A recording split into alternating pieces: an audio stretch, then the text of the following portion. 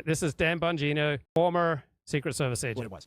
Number one, I have from sources are that very few people who were at that event, who were poststanders, who were security personnel, very few were actual Secret Service agents. This is just a really stunning development. What do you think about what I just said? The guy with probably the highest threat level on planet Earth, up there with the Pope, Obama, people with incredible name ID, everybody's going to recognize who have big security footprints.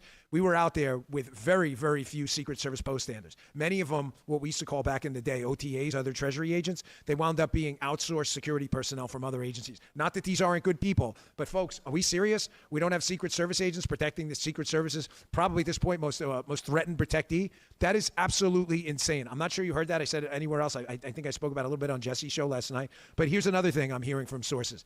That this subject, they had been monitoring him since he came in around that external perimeter area.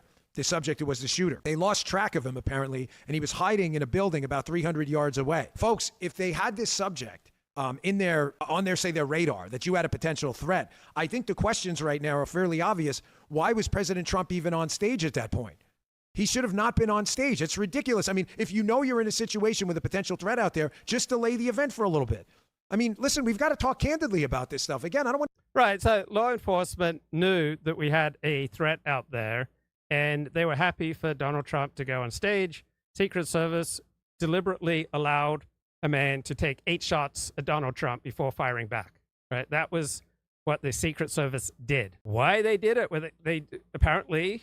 From what I read on Twitter, that's just Secret Service protocol, right? That it's only sporting to allow people to get off some shots before you, the person you're supposed to protect. It's only sporting to allow them to get off shots before you fire back. Right now, this isn't how law enforcement acts in any other area.